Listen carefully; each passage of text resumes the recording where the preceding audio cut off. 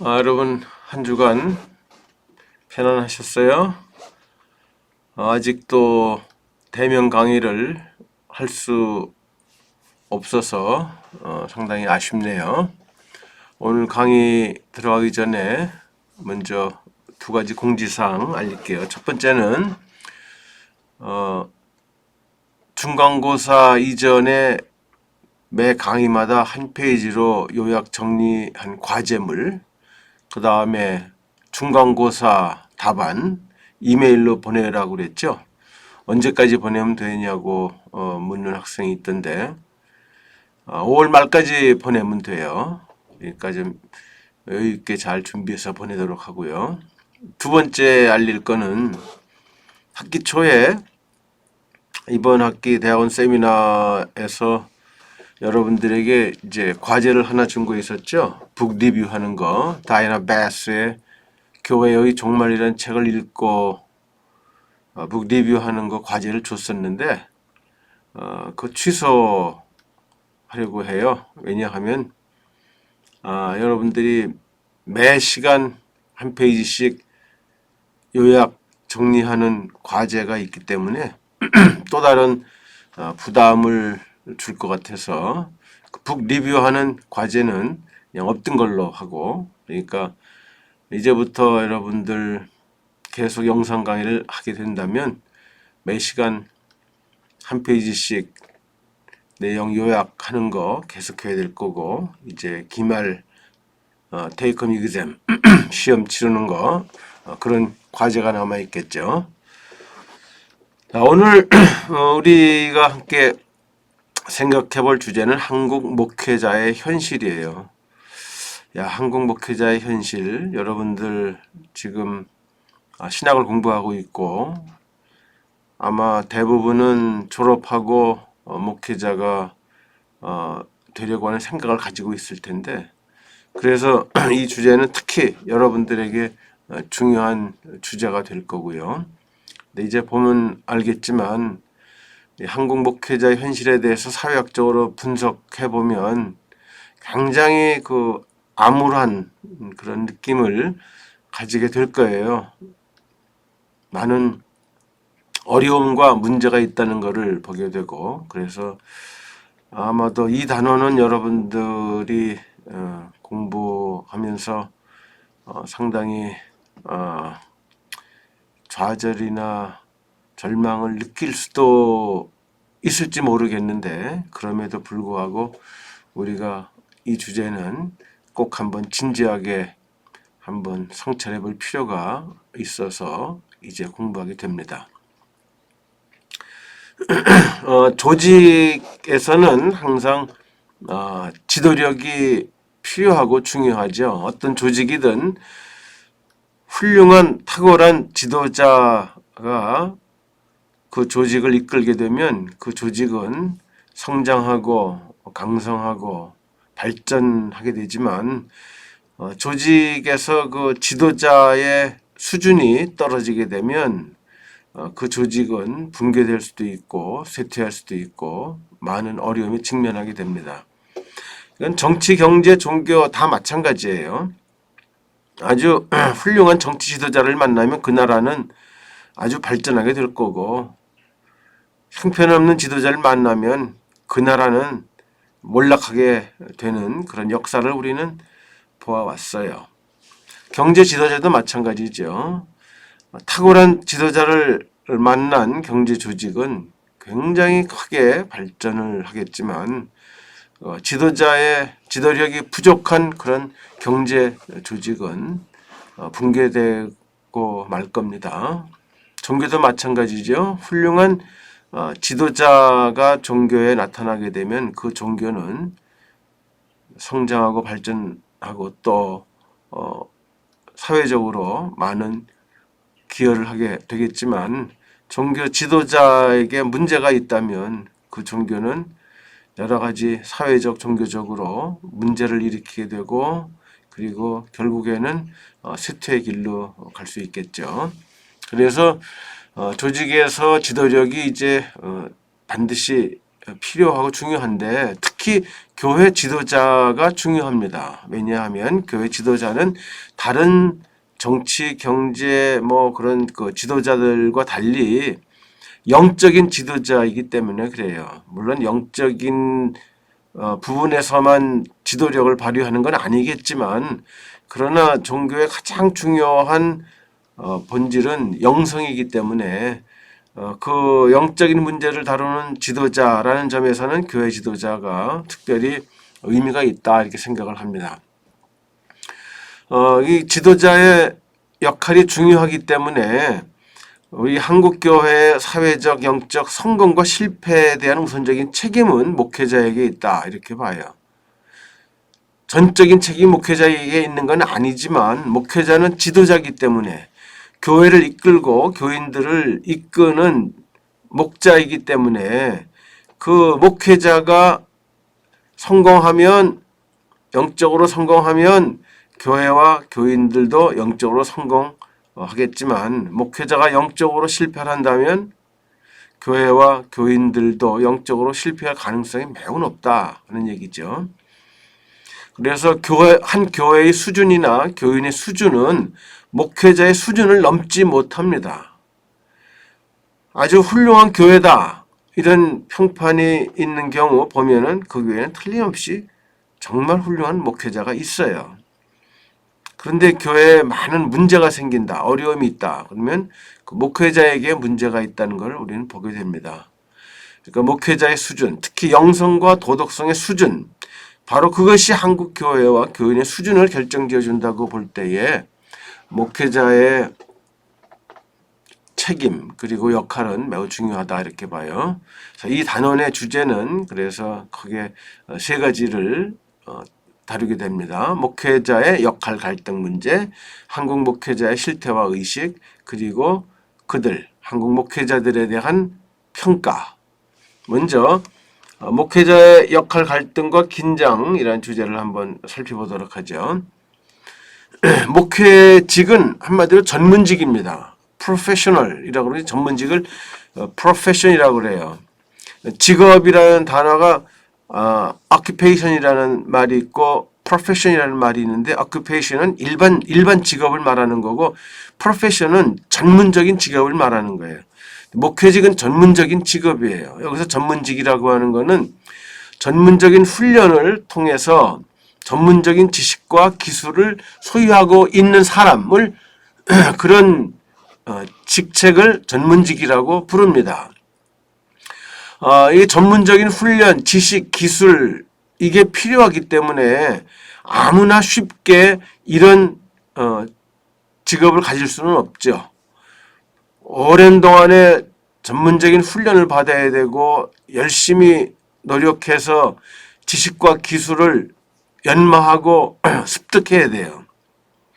어렵기 때문에 그만큼 사회에서는 이 전문직에 종사하는 사람들에게는 거기에 걸맞는 명예, 지위를 주고 또 사회에서는 여러 가지 측면에서 영향력이 부여되고 또 권위를 인정한다는 말이죠. 이 분야의 전문가니까 권위자라는 평을 듣게 되죠.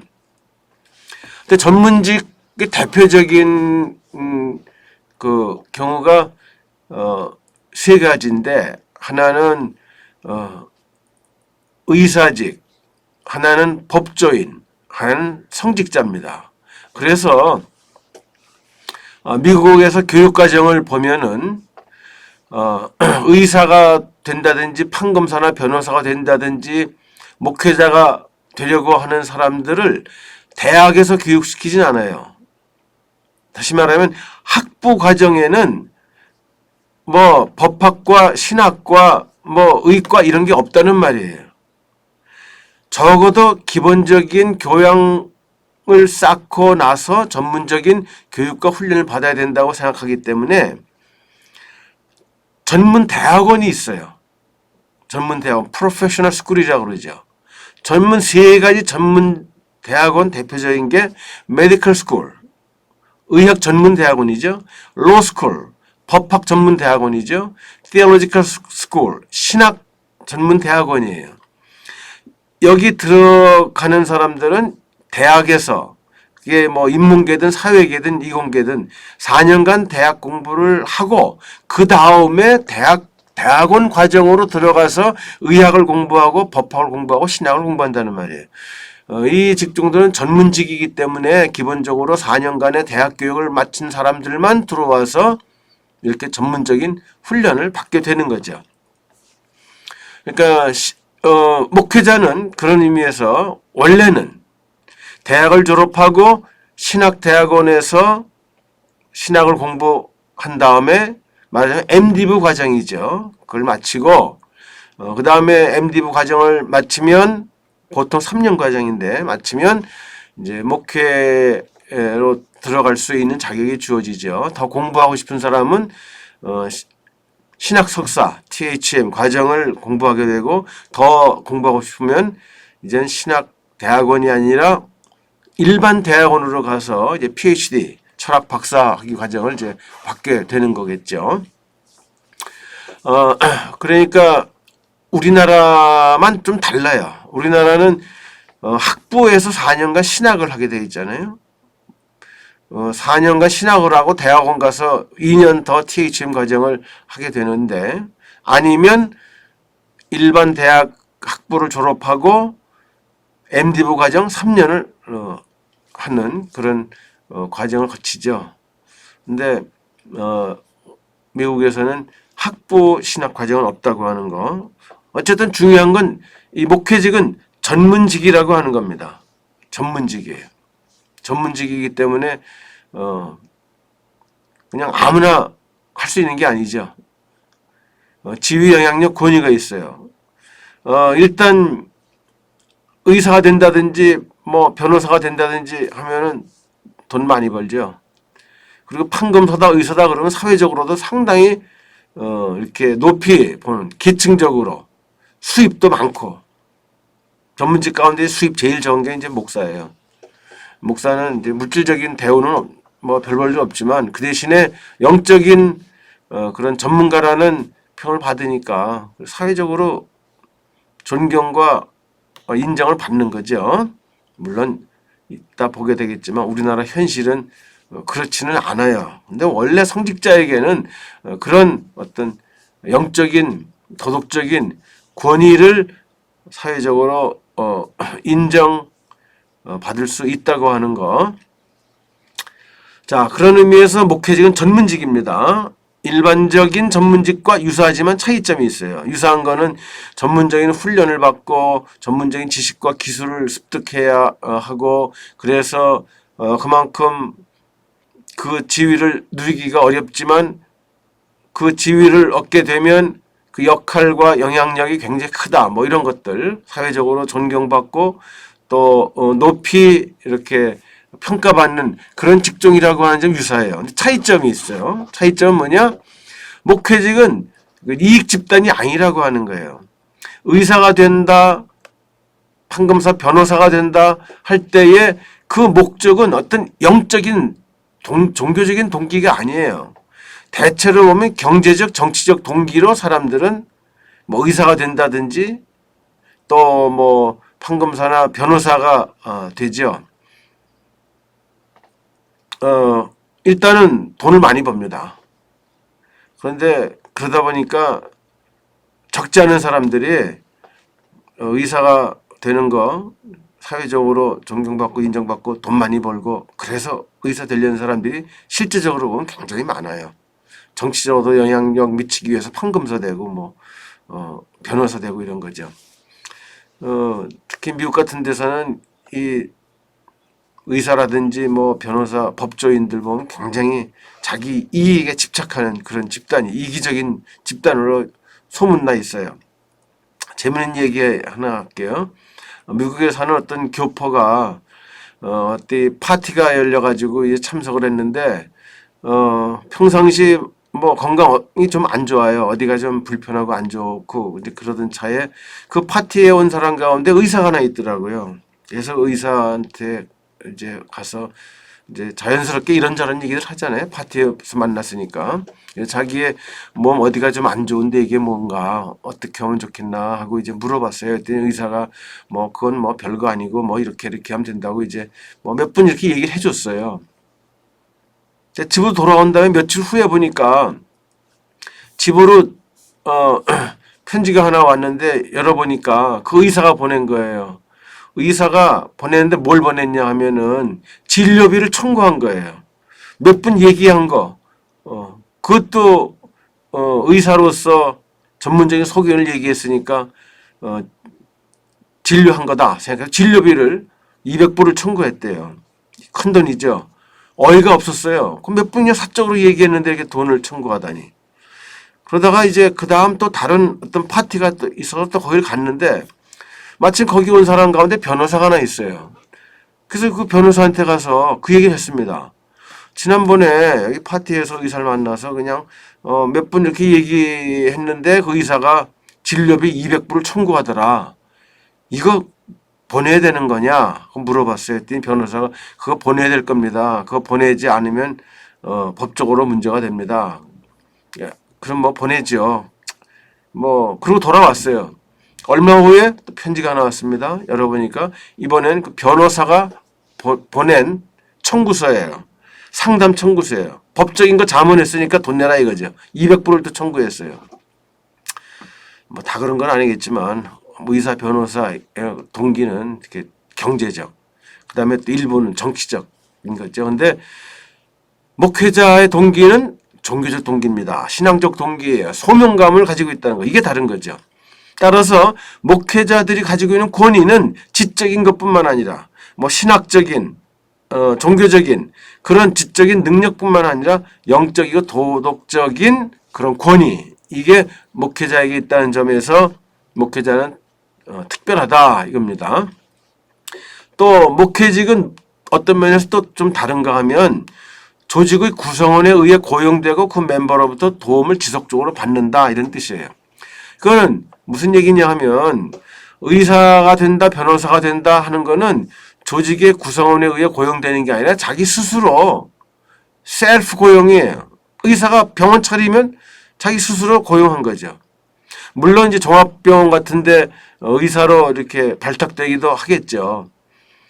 그렇지만 이 의사나 변호사다 뭐 이런 직종은 자기 자신이 자기의 일을 만들어서 그때부터 다른 사람들 고객들을 하나씩 둘씩 만들어 가는 거죠. 그런데 목회직은 사람들 고객이라고 표현하면 이상하지만 그 조직 구성원이 먼저 있고 그 사람이 하이어하는 거예요. 고용하는 거예요. 목회자를 데리고 오는 거죠. 그러니까 이 집단이 고용한다는 의미에서 목회직이 좀 달라요. 다른 전문직과. 그리고 거기서 그 정해진 멤버로부터 도움을 지속적으로 받는 거죠. 의사나 변호사는 정해진 사람들만 대상으로 일하는 게 아니에요.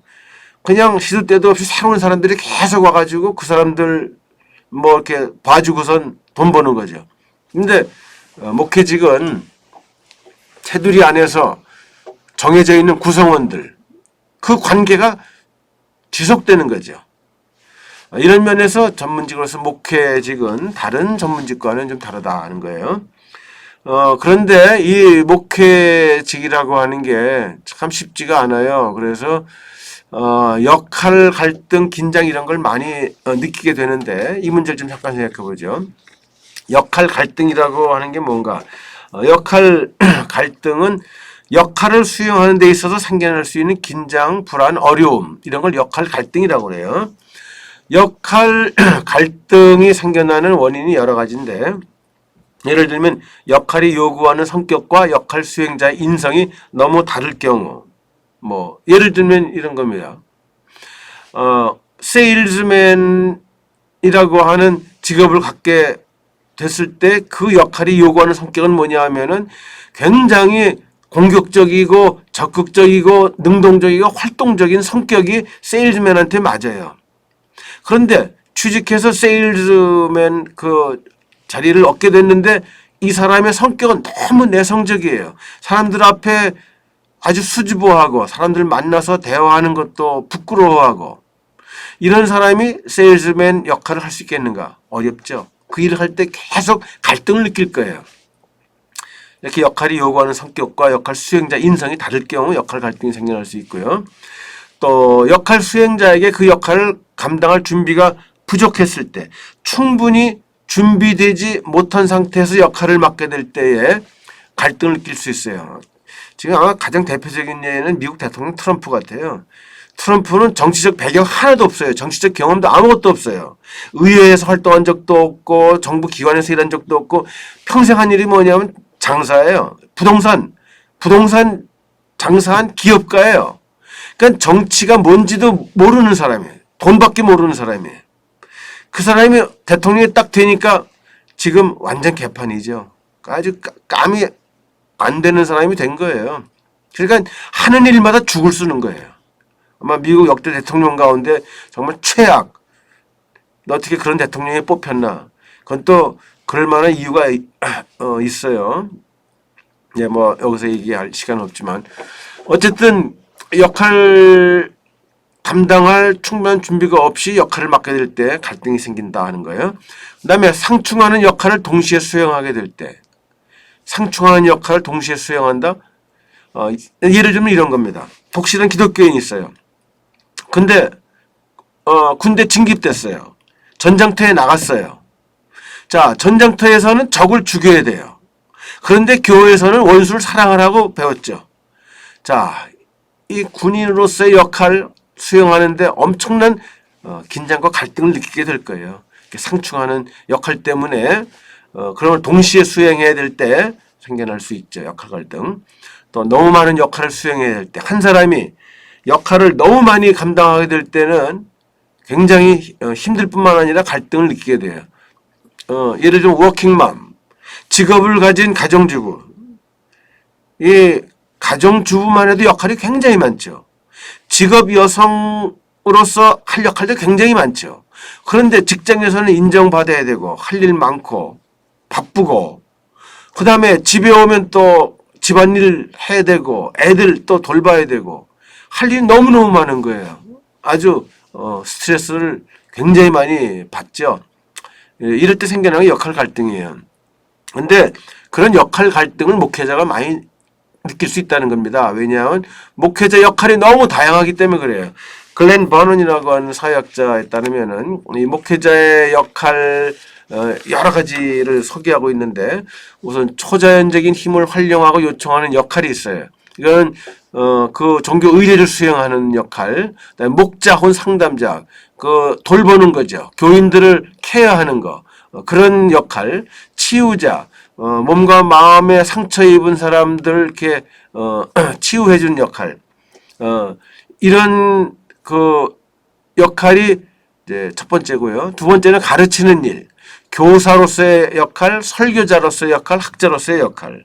세 번째는 집단을 유지하도록 기획된 활동에 종사하는 일. 집단을 유지하기 위해서 하는 일, 주로 행정가로서의 일, 교구 책임자로서의 역할. 그 다음에 다른 집단과 접촉하고 봉사하는 역할. 이걸 성직자 역할이라고 그러는데 의식을 집리하는 거예요. 여기서 말하는 의식은 예배 의식이라기보다는 뭐 결혼식, 장례식 이런 그런 다양한 교인들 가정 또 그 사회 활동에서 일어나는 일들을 이렇게 의식 집리하는 거. 또 지역 사회 지도력. 성직자는 지역 사회 유지로 인정받고 있어요. 그러니까 그 지역 사회와의 관계 그 일도 맡아야 한다는 거.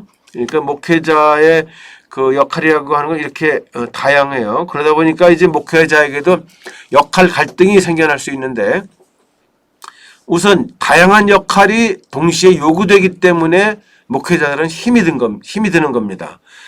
자, 의례 수행자로서 설교자, 상담자, 치유자, 행정가 이런 모든 역할들을 수행해야 되는데 문제는 교인들은 목회자가 이 모든 역할을 다 잘 감당하는 만능 선수가 될 것을 기대한다고 하는 거예요. 자, 목회자가 한 역할이 굉장히 다양한데 그걸 다 잘한다는 거 이거 쉬운 일 아니죠. 힘들어요. 근데 교인들 입장에서는 뭐든지 다 잘하길 원해요. 설교도 잘해야 되고, 상담도 잘해야 되고, 행정도 잘해야 되고, 예배 인도도 잘해야 되고, 그리고 교인들에게 요구되는 모든 필요를 다 충족시켜 줘야 되고. 그러니까, 목회자에겐 굉장히 큰 부담이 생기는 거죠. 요즘 안 그렇지만 옛날에는 농촌 목회하는 그 목회자들에게 농촌 그 교인들 집에 소나 돼지가 병들어도 와서 기도해 달라고 그랬대요. 그러니까 이런 무당 역할까지도 기대하고 막 그런단 말이에요.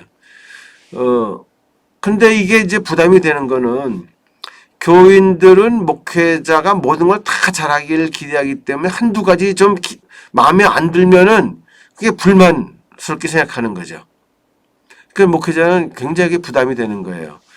그러니까 수많은 역할을 감당하기에는 일단 시간과 체력도 부족하죠. 그래서 이런 전문직에 종사하는 사람 가운데 탈진한다고 그러죠. 번아웃. 지쳐버리는 거예요. 그걸 제일 많이 경험하는 사람이 바로 목회자라고 그래요. 할 일이 너무 많기 때문에. 그 미국에서 이제 목회하는 목회자들 경우는 한국보다 또 다른 어려움이 있는데, 예를 들면은 전에 한번 얘기했는지 모르겠지만 미국에서 교회 다니는 사람들은 정말 순수한 신앙적 목적을 가지고 나가는 사람보다 그렇지 않은 사람이 많아요. 미국에서는 이 교회라고 하는 것은 교민들의 하나의 커뮤니티의 역할을 하기 때문에 사회적으로 스트레스 받고 박탈감을 느끼고 무시당하고 이런 그런 경험한 사람들이 그걸 해소하고 보상받기 위해서 교회로 찾아오는 사람들이 많기 때문에 미국에서 교회는 단순히 신앙적인 목적뿐 아니라 사회적인, 사교적인, 정치적인, 경제적인 목적으로 온 사람들이 상당히 많아요. 그런데 교회를 이해 못하죠. 그래서 그 사람들은 목회자를 어떻게 이해하냐면 우리가 돈 주고 고용한 사람, 그러면서 많은 것들을 요구를 해요. 별걸 다 요구를 합니다. 예를 들면은 한국에서 우리 가족이 오는데 공항 가서 좀 픽업해 주세요. 이런 일. 그 다음에 새로 이민 오게 되면은 집을 장만해야 될 텐데 집 찾는데 다니면서 소개해 달라는 일. 그 다음에 새로 이사 와가지고 직업이 필요한데 어떤 직업 좀 찾아달라고 하는 일. 어떤 때는 부부가 어딜 가야 되는데 애 맡길 데가 없다고 목사님한테 와가지고 우리 애 좀 맡아달라고. 그래서 미국에서는 목회자들이 한국 목회자가 하는 일 이외에도 운전 기사 역할도 해야 되고 부동산 중개인 역할도 해야 되고 직업 소개서 역할도 해야 되고 베이비시터 역할도 해야 되고, 그래서 미국 목회는 훨씬 더 힘들어요. 여러분들 미국 가서 목회하면 아주 너무 행복할 것 같죠? 좋을 것 같죠? 아니에요. 그래도 한국이 낫습니다. 그래도 여기는 교인들이 목사님을 이렇게 떠받들잖아요. 근데 미국에선 많은 교인들이 목회자를 그냥 너무 쉽게 생각해요. 그냥 교인들을 위해 서비스만 하는 그런 사람들로 생각해요. 그리고 무슨 얘기를 또 하냐면은 목사님은 일주일 동안 정말 무슨 일 하세요? 할 일 없이 돈 받는 거 아닙니까? 이런 얘기. 참 무식한 얘기죠. 목사님이 일주일에 할 일이 없다니. 보세요. 한국 목회자가 일주일 동안 가장 많은 시간 보내는 거 순서대로 정리해 보니까 설교 준비, 기도와 명상, 성경 연구, 신방, 행정과 사무, 목회자들과의 만남과 비공식 회의, 애경사 참여와 각종 의례 집단, 교단 연회, 지방회 일, 상담. 너무너무 할 일이 많죠. 그리고 목회자의 일이 또 힘든 건 또 뭐냐 하면은 9 to 5 직종이 아니란 말이에요. 그냥 9시 출근해서 5시 퇴근하는 게 목회자의 일하고는 맞지 않는 거죠. 항시 대기하는 거예요. 언제 어디서라도 연락이 오면, 무슨 연락? 누구 죽었습니다. 누구 입원했습니다. 그러면 달려가야 돼요. 그러니까 이 목회자들 정말 하는 일 너무 많고요. 그러니까 스트레스도 참 많이 받겠죠. 그다음에 역할의 부조화 문제인데, 자, 목회자들은 스스로 설교 잘하고 교인들 돌보는 일, 이게 제일 중요하기 때문에 여기에 많은 시간을 쓰길 원해요. 그런데 현실적으로는 그것보다는 행정가 조직자로서의 일에 많은 시간과 에너지를 쓸 수밖에 없는 게 현실이에요. 바로 이런 현실이 목회자의 만족도를 떨어뜨린다는 거죠. 자, 목회자 사기는 목자와 설교자 역할을 잘 감당할 때 높다는 거죠. 무슨 얘기냐 하면은 목회자의 자부심은 설교를 잘 준비해서 잘해서 교인들을 감동시키고 교인들을 잘 돌봐서 교인들이 목회자를 목자로 생각하고 그때 제일 보람을 느끼고 사기가 올라간다는 거예요. 그 일을 잘하려면 많은 시간과 에너지가 필요한데 다른 일 하느라고 이걸 충분히 못한다는 거죠. 부차적인 일에 더 많은 시간 뺏기고 있다는 거. 이게 이제 목회자로서는 갈등을 느낄 수 있는 그런 측면이죠. 그 다음에 목회자 역할이나 지도력에 대한 교인의 기대가 목회자 생각과 다를 때, 자, 정치적 사회적 주제에 있어서 목회자들의 생각과 또 교인들의 생각이 다를 때가 있어요. 그러니까 예를 들면은 목회자는 조금 그 정치 사회적인 의식이 보수적인데 교인들은 상당히 좀 진보적이다. 그 목회자는 그냥 전통, 현실 이걸 중요시 여기는데 교인들은 어떤 변화를 기대하고 추구한다. 이런 문제. 나중에 또 이제 보게 되겠지만 사회 윤리적 도덕적 이슈 같은 거, 뭐 이혼 문제라든지 음주 문제라든지 뭐 동성애 문제라든지 뭐 이런 문제들, 그런 주제들에 대해서 목회자의 생각과 교인들의 생각이 다를 때가 있어요. 적지 않습니다. 그때 목회자 상당히 그 어려움을 겪을 수 있죠. 또 지도력 문제예요. 대개 목회자들은 조금 권위주의적인 지도력을 선호해요. 목사님 말씀이라면 교인들이 다 이렇게 순종하고 이걸 기대하죠. 근데 교인들은 그런 권위주의적인 목회자를 사실은 별로 좋아하지 않습니다. 교인들 목소리를 다 반영하는 민주적인 지도력을 원하죠. 권위적 지도력, 민주적 지도력의 충돌이에요. 그러니까 이것도 이제 갈등이 생겨날 소인이 있고요. 그다음에 신앙의 목적이 다름. 이거는 목회자는 교인들을 신앙적으로 성숙하게 만들기 원하는데 교인들 입장에서는 이런 신앙을 통해서 어떤 축복받을 걸 기대한다. 기복적인 그런 요구가 있다.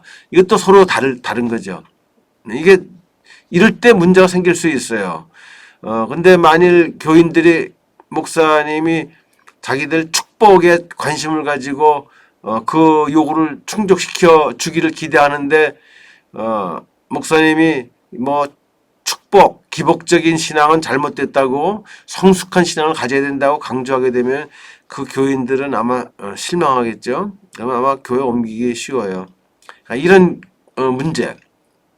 그래서 불행하게도 목회자들은 교인들이 듣고 싶어하는 원하는 설교를 하고 그런 방향으로 목회를 하는 경우가 상당히 많다고 하는 겁니다.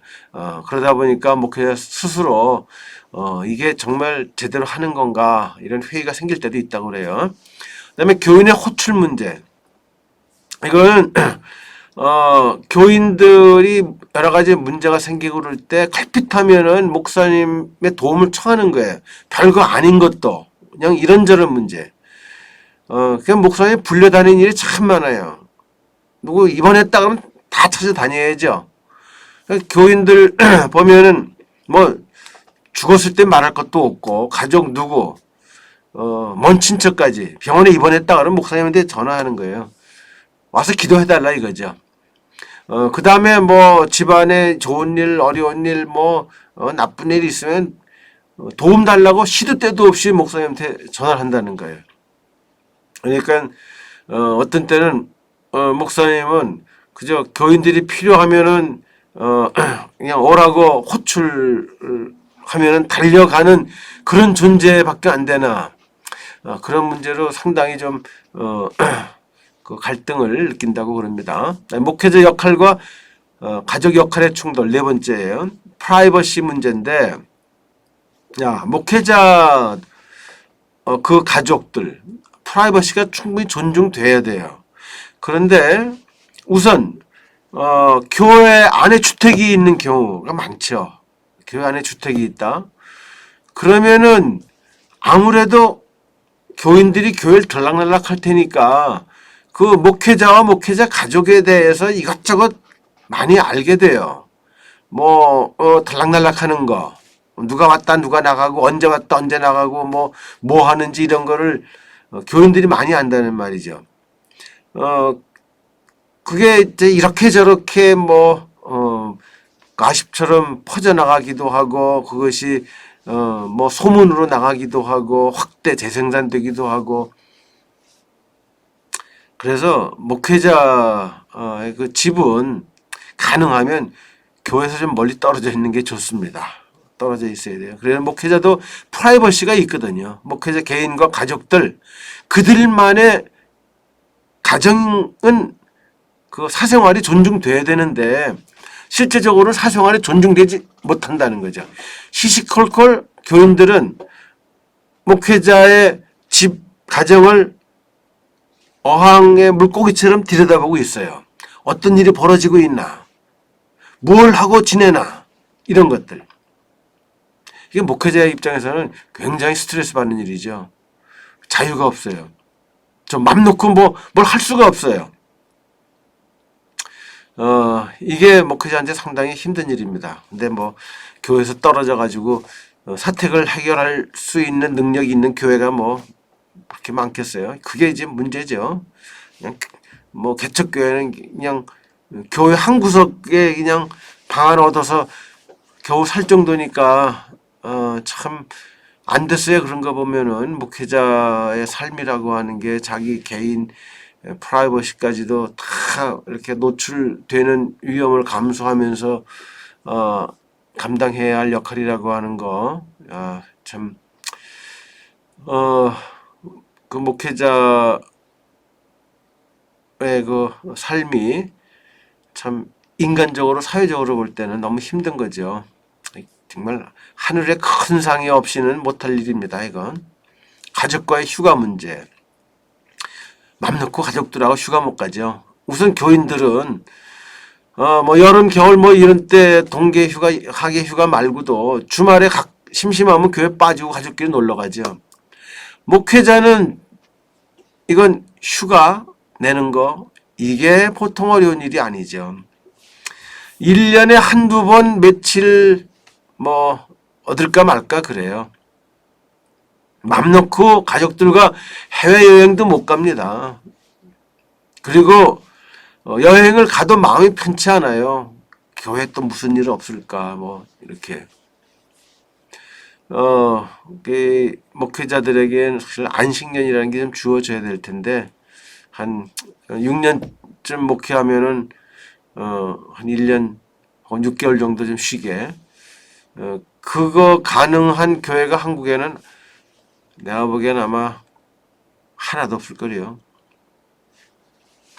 그러니까 얼마나 힘들어요. 쉬지도 못하고. 하여튼 1년 365일 항시 대기. 목회자의 운명입니다. 목회자의 여가 활동. 목회자가 여가 활동을 할 경제적, 시간적, 체력적 여유가 별로 없어요. 그러니까 목회자가 아주 편하게 자유스럽게 문화생활을 하고 여행하고 취미 활동하고 이게 그렇게 쉽지 않다고 하는 거죠. 내가 아는 한 목회자들이 여가 활동으로 그나마 그래도 누리고 있는 게 찜질방이나 그 사우나 하러 가는 것 같아요. 안 됐습니다. 네, 신학 가치관 이념 문제로 인한 갈등도 있어요. 자, 우선 신학과 목회 현실과 괴리가 있어요. 목회자들이 이런 얘기를 참 많이 해요. 목회자들 가운데 이런 얘기하는 경우를 많이 봤어요. 목회를 하다 보니까 신학대학에서 배운 거 하나도 쓸모가 없더라. 이렇게 말도 안 되는 소리 하는 목회자들 있어요. 하나도 말도 안 된다고요? 아니, 그건 아니죠. 이 교회에서 무리 일으키고 문제 일으키는 사람 보세요. 제대로 신학 공부한 사람 하나도 없어요. 제대로 신학 공부하면 이단 안 돼요. 그리고 교회에서 깽판 치지 않아요. 신학대학에서 배운 거 하나도 없다고 하는 목회자, 그래도 그나마 신학대학에서 배웠기 때문에 지금 그렇게 목회하는 겁니다. 네, 신학대학 교수 출신이라고 그런 건 아니에요. 뭐 맞는 얘기기도 하겠죠. 왜냐하면 목회라고 하는 거는 신학이 굉장히 큰 도움이 된다는 거예요. 신학은 목회를 어떻게 해야 할까? 목회에서 성경을 해석하고 설교를 하고 또 예배 인도를 하고 그 다음에 행정을 하고 이거를 잘 할 수 있기 위해서 어떤 준비가 필요하고 어떤 훈련이 필요한가 하는 거 그걸 배우는 게 신학이거든요. 그러니까 신학이 목회에 도움이 됩니다. 틀림없이 돼요. 근데 한 가지 여기 단서가 있어요. 목회자들의 불평을 이해할 수 있는 부분이 있다는 말이에요. 왜냐? 솔직하게 나도 신학대학 교수를 30여 년을 했지만 신학자들이 이 목회 현장에 대한 이해가 부족한 건 사실이에요. 그러니까 목회 현실과 동떨어진 신학만 한다는 거죠. 난 이거는 잘못됐다고 봐요. 이 면에서는 신학자들이 좀 반성해야 된다고 봐요.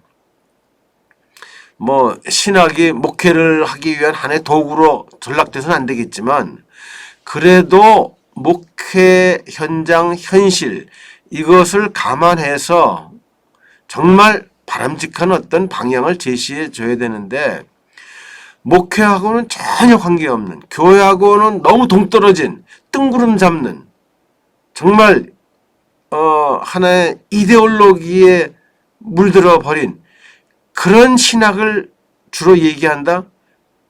그런 신학이라면 문제가 있죠. 그래서 나는 이 신학에 대해서 불평하는 목회자들 뭐 어느 정도 불만의 일리가 있다고 봐요. 그렇다고 신학을 거부해서는 안 되겠죠. 또 신학도 이제는 상당히 이 교회 지향적인 신학이 되어야 되겠다 이렇게 봐요. 그 다음에 이제 갈등이 생겨나는 또 다른 내용은 도덕 규범에 대한 태도에서의 교회와 사회의 차이. 잠시 후에 이제 나오겠지만 도덕 윤리 문제에 대한 그 사람들의 생각이 교인하고 비교인 사이에 큰 차이가 있고 또 그런 도덕 규범 윤리에 대한 태도에 있어서 목회자하고 교회 평신도 사이에도 큰 차이가 있어요. 자, 이거 심각한 갈등을 야기할 수 있는 소지가 있습니다. 자, 그건 나중에 다시 보도록 할게요.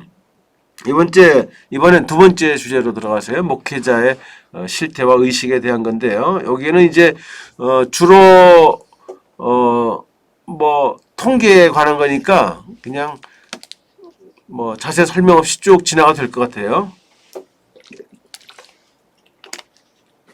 우선 한국의 개신교회 수는 약 8만 개, 목회자 수는 14만 명 정도예요. 근데 우리나라에서 그 교인 수와 예산에 근거한 교회 규모는 천차만별이라고 하는 거 다 알고 있죠. 목회자 성향과 배경도 다양해요. 그래서 한국 목회자의 실태와 의식을 일반화하는 건 쉽지는 않습니다. 그런데 이제 다행스럽게 우리나라 전국에 있는 한국 개신교 목회자 표본 조사를 해서 목회자 실태 의식을 조사한 자료들이 좀 나오기 시작했어요. 이제부터 얘기하는 거는 2012년 한국 기독교 목회자 협의회에서 전국 단위 목회자 실태 의식 조사한 자료를 책으로 출판한 거예요. 그게 한국 기독교 분석 리포트라고 그 다음에 2013년에 출판돼 나왔어요. 여기서는 담임 목사들만 표본 조사한 건데 이 자료를 중심으로 이제부터 설명할 거고요. 그런데 똑같은 조사가 2017년에 그러니까 5년 후에 또 이루어져 가지고 2018년에 책으로 또 출판돼 나왔어요. 한국 기독교 분석 리포트라는 똑같은 제목으로. 경우에 따라서는 이 최근 자료를 소개할 거예요. 근데 원래 여기 책에서는 2012년 자료를 쓰고 있는데 좀 아쉬운 게 내가 지금 우리 교재 책을 쓴 다음 해에 최근 조사 결과가 발표가 됐어요. 좀 아쉬워요. 내가 책을 1년만 늦게 냈더라도 2018년 출판된 그 자료를 토대로 설명을 할 텐데, 그래서 일단은 2012년 조사 자료를 주로 소개하되 2017년 자료를 소개할 때는 꼭 거기다가 표시를 했습니다. 목회자 인적 사항을 보면 절대 다수가 남성이에요. 94%. 담임 목사 94% 남성. 이건 아무래도 가부장적인 가치관을 반영하는 거죠. 가장 보수적인 것이 교회 집단이라고 하는 거. 이거는 아직도 여성들에게 목사 안수를 주지 않는 교파가 한국 교파의 다수라고 하는 상황이 반영된 내용일 텐데 이거는 아마 앞으로 시정돼야 되겠죠. 미국의 그 감리교 같은 경우에는 3분의 1 정도 목회자가 여성이에요. 그러니까 이거는 앞으로 이제 우리 감리교는 그래도 나은 편인데 이건 여성들에게도 이 종교 지도자의 길을 더 많이 열어줘야 되겠다는 생각이고요. 그다음에 한국 그 목회자 담임 목회자 평균 연령은 51세예요. 그러니까 보면은 30대 6%, 40대 40%, 50대 44%, 60대 이상 10%. 평균 연령 51세면 상당히 높은 겁니다. 그런데 담임 목회자를 대상으로 했다고 하는 거 아마 부모까지 포함되면 이게 더 줄어들겠죠. 그다음에 담임 목사들은 정년이 70세죠. 그걸 감안하면 51세가 평균 연령이라고 하는 당연한 것이라고 할 수 있어요. 일반 직종은 50에서 60세 사이가 되게 은퇴 연령이거든요. 그러니까 목회자가 좋은 거는 다른 사람들보다 10년에서 20년 더 일할 수 있다고 하는 거. 그다음에 목회자 신앙 시기를 보면 모태신앙, 초등학교 이전이 많아요. 그러니까 대부분 신앙 가정 출신이다. 그러니까 목회자들은 그 목회자나 장로님 혹은 아주 오래된 신앙을 가진 그런 가정 출신이 많다는 것을 보게 돼요. 목회 계기는 부모나 본인의 서원 기도, 소명, 자원 이런 순서예요.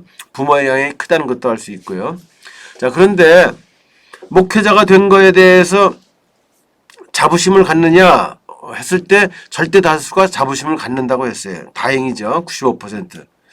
자, 그런데 다시 태어나도 목회자가 되겠다는 비율은 좀 줄어들어요. 86%. 왜 그럴까요? 아마도 너무 힘들기 때문에 그럴 거예요. 너무 힘들어서 목회자 길 다시 태어난다면 가지 않겠다고 이제 그래도 86%는 끈질기게 다시 목회자가 되겠다고 하네요. 뭐 이것만 높은 비율이죠. 그런데 우리를 또 안타깝게 하는 거는 자녀가 목사 되기를 희망한다는 비율은 68%로 뚝 떨어져요. 나야 힘들더라도 소명감을 가지고 목회 길을 계속하겠지만 우리 자녀만큼은 이 힘든 길을 가게 하지 않겠다. 이런 생각이 적지 않다는 얘기죠. 자, 목회자로서 역할을 수행하는데 너무 보람도 있고 자신도 있고 희망도 있고 행복하고 그리고 뭐 사는데 큰 어려움이 없다면 자녀가 목사 되기를 희망하는 목회자가 아주 많겠죠. 근데 68%로 뚝 떨어져요. 이게 목회가 얼마나 힘든가 하는 걸 그대로 보여주는 겁니다. 그래서 목회자가 된 것을 후회한 적이 있다는 게 34%예요. 3분의 1 정도. 목회자가 된 것 늘 후회한다는 뜻이라기보다는 그냥 그런 적이 있다. 아마 갈등을 일으키고 힘든 그런 경험을 할 때 이런 생각을 좀 하기도 하는 모양이죠. 그다음에 시무교회 실태를 보면은 부임교회가 48%, 개척교회가 52%. 자, 개척교회가 이렇게 많다고 하는 것은 뭘 의미하는가? 이거는 목회자가 너무 많이 배출되기 때문에 1년에 전국적으로 배출되는 목회자가 뭐 수천 명이 된다고 그러죠. 교회는 정해져 있고 기성교회는 정해져 있고 기존교회는 정해져 있고 담임을 해야는 되겠고 방법은 뭐예요? 교회 개척하는 수밖에 없죠. 개척한다는 거 아주 힘든 일이고 다 열악하죠. 상황이. 물론 개척교회가 이제 세월이 지나면서 점차 안정을 찾아갈 수 있겠지만 경제적으로나 뭐 영적으로나 개척교회 성장 발전하기가 그렇게 쉽지는 않습니다. 그러니까 미자립교회의 대부분은 개척교회거든요. 그런 의미에서. 그러니까 개척교회가 이렇게 많다고 하는 거는 목회지에 변해서 목회 지망생이 너무 많다는 뜻이에요. 다행인지 불행인지 신학대학 지원자가 점점 줄어들고 있습니다. 앞으로 몇십 년 후에는 모든 신학대학 아마 정원을 절반 정도로 줄여야 될지 몰라요. 지원자가 줄기 때문에. 그리고 아예 대학 진학 연령층 아이들 비율이 상당히 줄어들기 때문에 이건 또 다른 문제예요. 그거는 또 다른 주제 때 한번 보도록 하고요. 그다음에 현재 교회 시무연화는 평균 9년. 그러니까 한국 목회자는 평생 서너 번 정도 목회지를 옮기는 셈입니다. 서너 번 정도 옮기는 거는 이런 몇 가지 가능성이 있죠. 일단 개척교회를 시작했어요. 그러다가 부목으로 가고 그 다음에 나중에 담임 목사로 가고 이렇게 옮겨가는 거. 그다음에 개척교회를 시작했는데 그 다음에 조금 큰 개척교회로 옮겨가게 된다든가 하는 거. 그 다음에 이제 한 교회와 다른 교회가 목회자를 서로 바꾸는 경우가 더러 있어요. 이런저런 이유로 바꾸는 경우. 또 어떤 교회에서 아주 다른 목사님을 이렇게 청빙해 오는 뭐 그런 경우 뭐 등등. 그래서 교회를 이제 서너 번 정도 옮기는 걸로 되어 있고요. 시무교회 교인 수는 평균 167명이에요. 대도시가 214명, 중소도시 146명, 읍면, 농어촌이 111명. 이거 보면은 무슨 생각이 드냐면, 한국교회 대부분이 중소형 교회구나. 이렇게 생각이 들 수 있겠지만 이건 아닙니다. 이 평균이라고 하는 거, 이게 어떤 통계에서 중요한 의미를 갖고 있지만 사실을 왜곡할 수가 있어요. 평균이라고 하는 개념이. 자, 왜 그런가? 예를 들어보죠. 교회가 3개가 있는데 한 교회는 교인이 10,000명이에요. 또 한 교회는 1,000명입니다. 또 한 교회는 교인이 100명이에요. 자, 이 세 교회 교인을 평균을 내보니까 3,700명이에요. 그러면 딱 평균만 놓고 보면 와, 한국교회 굉장히 교인 많네. 대형교회네. 한국의 보통교회 대형교회네. 이렇게 생각이 되겠죠. 10,000명이라고 하는 숫자가 10명 숫자 이거랑 합쳐져 가지고 평균을 내니까 그래요.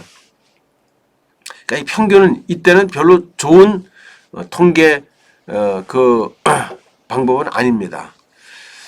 한국 교회의 다수가 교인 수가 50명 미만이에요. 현실은 거의 절반이 아주 작은 교회다 말이죠. 그렇게 1년 예산도 마찬가지예요. 1년 예산이 평균 1억 8천만 원 정도. 1억 8천만 원. 그러면 뭐 아주 형편없는 건 아니라고 생각이 들 수도 있겠지만 이거 역시 한국교회의 일반적인 경제 현실을 정확하게 설명하는 것은 아닙니다. 이것도 아까 얘기했던 거 마찬가지예요. 평균의 함정이에요. 예를 한번 들어볼게요. 미국 워싱턴주에 레드먼트라고 하는 작은 도시가 있어요. 인구가 4만 명이에요. 4만 명인데 그 도시 주민 평균 재산이 200만 불이에요. 그럼 부자들만 사나? 그 동네는? 이유가 뭘까요? 이 동네에 빌 게이츠가 살고 있어요. 빌 게이츠 개인 재산이 900억 달러예요. 900억 달러. 900억 달러 플러스 39,999명. 이걸 합치니까 1인당 200만 불씩 나오는 거죠. 그래서 평균이라고 하는 거, 그거는 정확한 현실을 반영하지 못해요. 그러니까 1년 평균 예산이 1억 8천만이라고 했지만 한국교회 3분의 2가 미자리 교회입니다. 1년 예산이 5천만 원이 미만인 교회가 21%나 되고요. 1억 미만인 교회는 모두 45%예요. 자, 목회자의 생활을 좀 봅니다. 어떻게 생활할까요? 하루 평균 2시간 40분 정도 기도하고요. 일주 평균 8시간 50분 정도 성경을 읽습니다. 설교는 일주일 평균 7.5회. 여기는 새벽 기도에 설교가 포함됐기 때문에 그래요. 아마 부담임자가 없는 교회가 많기 때문에 담임 목사들이 설교를 많이 할 수밖에 없을 겁니다. 주일 설교 준비는 평균 4시간 40분을 하고 참고 자료는 신앙서적, 주석, 기독교 신문, 신앙 잡지 등 주로 신앙과 관련된 것. 그러니까 좀 안타까운 거는 설교 준비를 하면서 뭐 신학서적이라든지 뭐 사회서적 같은 거, 문학서적 같은 건 별로 참고를 안 한다는 얘기겠죠. 설교 내용 신앙 성숙, 위로와 축복, 결단과 소명, 죄와 회개 순이고요. 상담은 한 주 평균 6.5명. 작년 교인들의 얼굴과 이름을 안다는 비율은 88%고요. 그러니까 88%를 안다는 거예요. 교인의 88% 정도를 안다는 거고요. 그 다음에 가장 비중을 두는 목회는 예배, 전도, 교육, 봉사, 친교 순이고요. 그 다음에 주요 의사 결정은 중직자와 담임이 함께가 절반 정도고 담임 혼자 12%, 전체 교인 의사 반영이 21%. 그래서 그렇게 민주적인 목회를 하는 것 같지는 않습니다. 그 다음에 시무교회 만족도를 보죠. 자, 지금 목회하고 있는 그 교회에 대한 만족도예요. 전체적인 만족도 매우 플러스 약간은 72%예요. 보통이 27%고 불만은 2%. 시무교회 만족도 72%. 높은 거로 봐야 될까요? 낮은 거로 봐야 할까요? 이거는 뭐 두 가지가 가능해요. 아주 기대가 큰 경우라면 이 결과는 불만스럽겠죠. 근데 기대 별로 안 했다면 이 결과는 높을 수도 있어요. 근데 매우 만족이라는 비율은 10%밖에 안 돼요. 그러니까 뭐 우리나라 한국교회 목회자들의 자기 교회에 대한 만족도가 최상은 아니라고 하는 거겠죠. 근데 물론 이건 목회 자체라기보다는 지금 그 교회에 대한 불만이 반영되는 건데 그 교회에 대한 불만이 주로 뭔가 만족스럽지 못한 부분이 뭔가 그 다음에 나오지만 재정적인 거하고 교인 수에 관한 거예요. 그러니까 만족하지 못하는 중요한 이유가 교인이 늘지 않고 재정적으로도 어렵고 그게 만족도를 떨어뜨리는 중요한 요인으로 작용한다는 거 이제 보게 됩니다. 관계 만족도는 일반 성도와의 관계 85%, 재직과의 관계 84%, 부교역자 관계 74%, 당회 기획위원회와의 관계 62% 순이에요. 그러니까 그 당회 기획위원회는 이건 장로들과 목사로 구성되어 있는 최고 의결 기관이잖아요. 그러니까 이 비율이 제일 관계 만족도가 제일 낮은 거는 아마도 우리나라에서 목회자들은 장로와 상당히 긴장과 갈등이 있다는 걸 반영하는 그런 결과로 보여집니다. 자, 목회자가 힘들어하는 것이 뭘까? 열악한 교회 현실 때문에 힘들어해요. 이게 하면 만족도를 떨어뜨리는 결정적인 요인일 겁니다. 교회 현실이 열악해요. 열악하다는 구체적인 내용을 보면 성장이 더디다, 교인이 늘지 않는다는 거, 그 다음 재정이 부족하다, 돈이 없다는 거, 교회 예산이 부족하다는 거, 세 번째 교인의 영적 성장이 안 된다는 거. 결과적으로 보면 목회자가 가장 힘들어하는 거는 물량적이라고 하는 겁니다. 교인 수와 교회 재정. 요 부분은 좀 아쉬운 부분이에요. 그 교인들이 영적으로 성숙하지 않는다고 하는 거, 그것 때문에 좀 고민을 한다면 좀 이해가 되겠지만, 교인 숫자하고 교회 재정, 물론 힘들죠. 힘든 건 사실이에요. 힘든 건 사실이지만 그게 목회자에게 제일 큰 고민으로 이렇게 다가온다고 하는 거는 조금 안타까운 겁니다. 따라서 가장 큰 고민, 이것도 성장의 어려움, 경제적 어려움이 두 가지예요. 자, 목회자들 제일 스트레스 받는 게 여기서 드러나죠. 교회 성장 안 되는 거, 교인 숫자 늘지 않는 거. 좀 이해가 되는 부분도 있어요. 왜냐하면 교회가 성장하지 않으면은 목회자에 대한 그 평가가 그렇게 좋지 않거든요. 그러니까 사회적으로나 교회적으로나 교인 입장에서는 교회가 성장해야 목회자의 능력이 탁월하다고 평가한다는 말이에요. 성장이 안 되면 목회자의 능력이 부족해서 그렇다고 본다는 말이에요.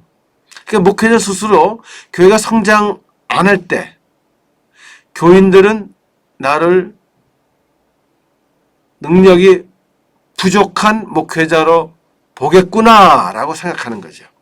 그게 스트레스가 되는 거예요. 교회가 성장이 안 되니까 경제적으로도 어렵죠. 교인 수가 늘어나야 헌금도 많이 거칠 거 아니에요. 이거 같이 가는 거예요.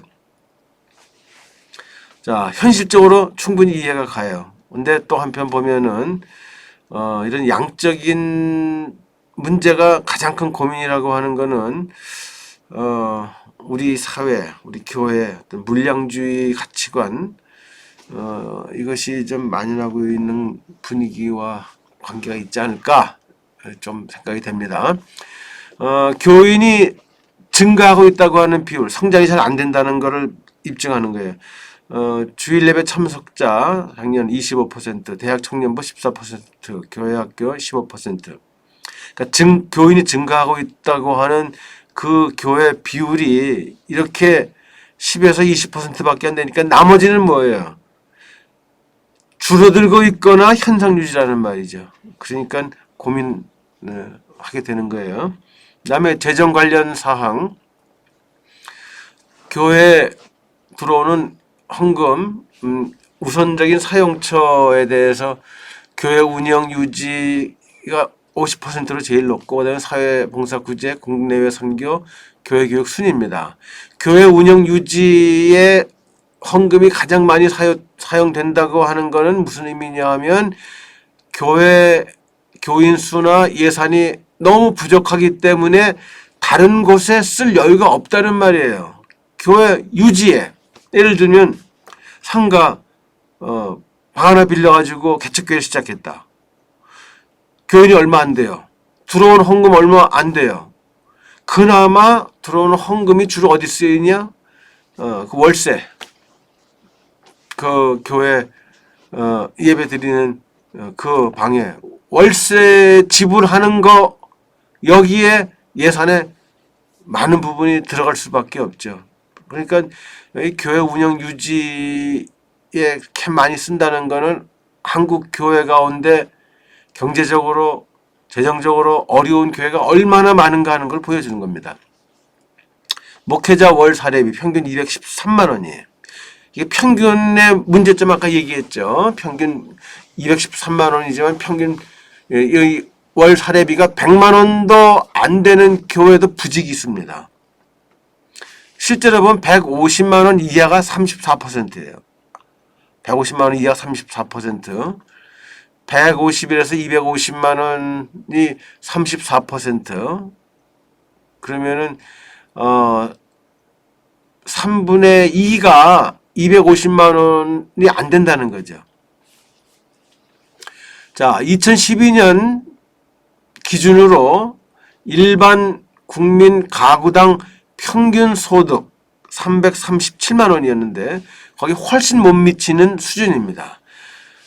월 사례비가 150만 원 이하인 목회자 비율이 34%인데 이 수준은 정치적, 경제적, 사회적으로 볼 때 극빈자라고 봐요. 극빈자. 이거는 정말 나라에서 생활비를 도와줘야 될 대상이에요. 목회자 3분의 1이 극빈자라는 말이에요.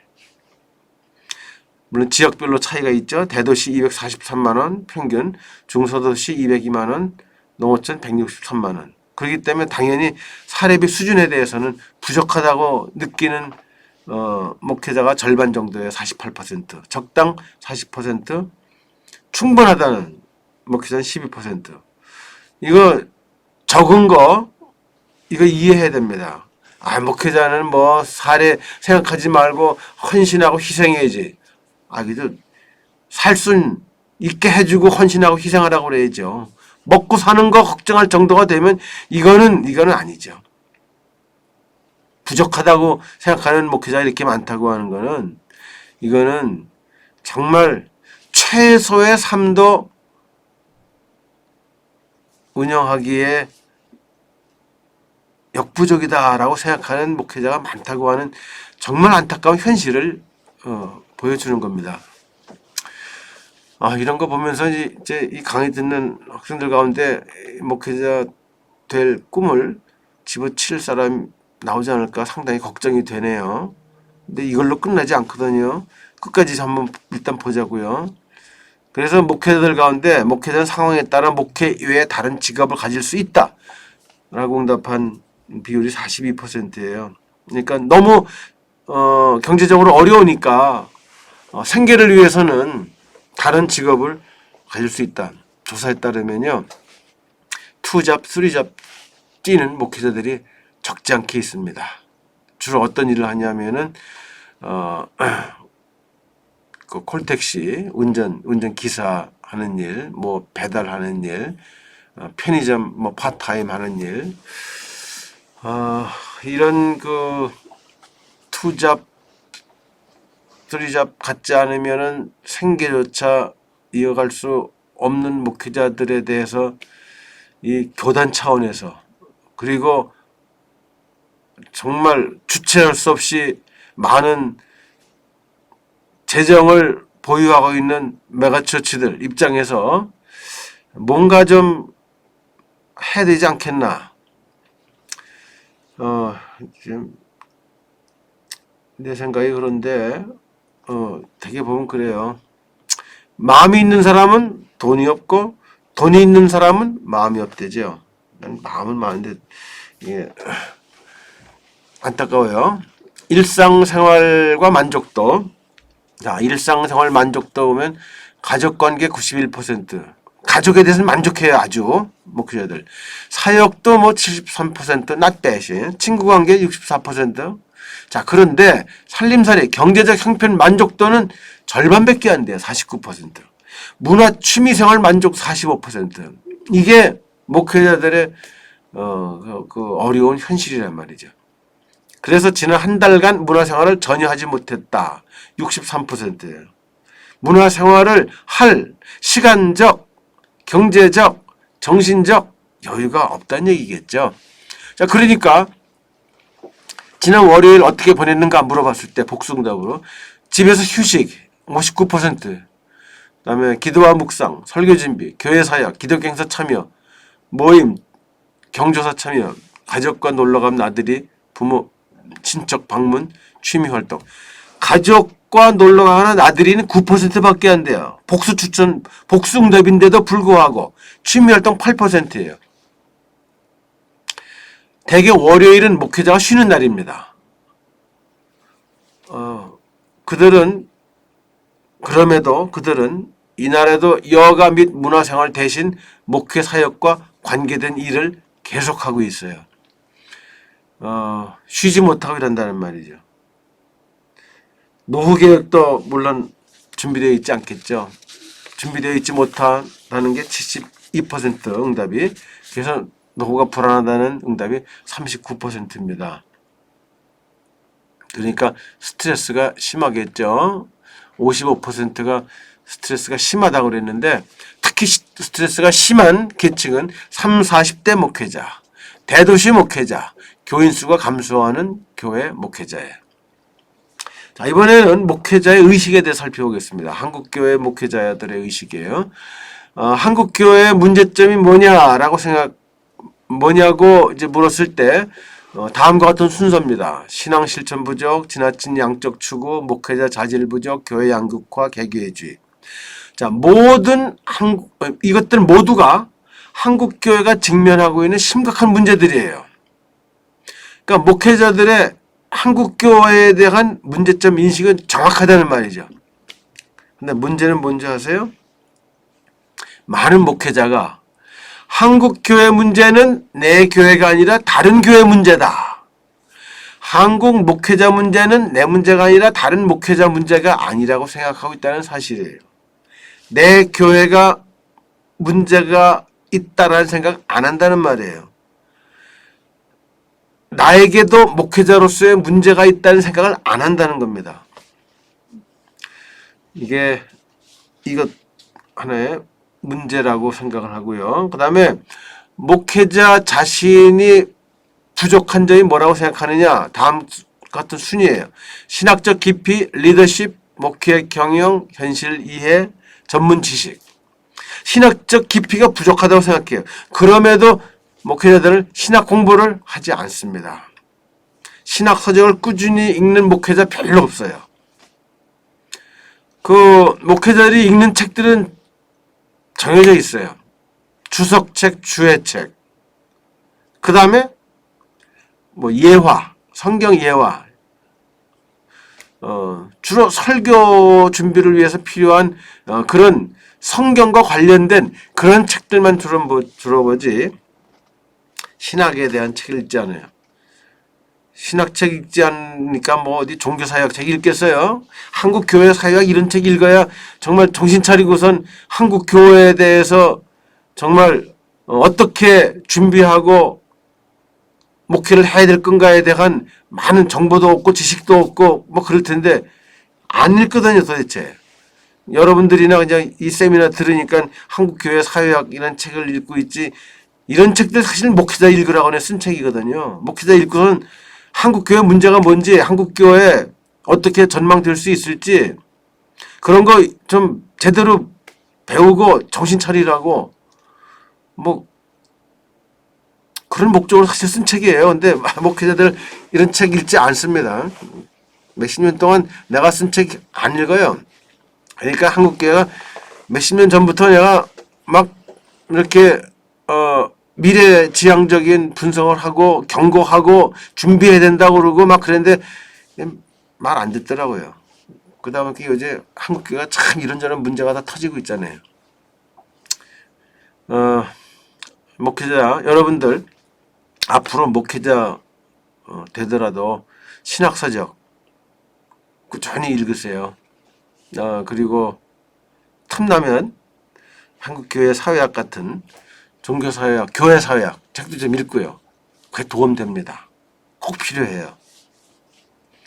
물론 교회 현실을 외면한 상아탑 신학, 그냥 학문으로서의 신학, 현실과 동떨어진 그런 신학도 사실 문제이긴 하죠. 아까 얘기했죠. 그다음에 다수가 교단 연합 사업과 교파 연합 사업의 필요성에 공감하지만 공감만 해요. 현실은 교단들 연합보다는 분열을 더 즐깁니다.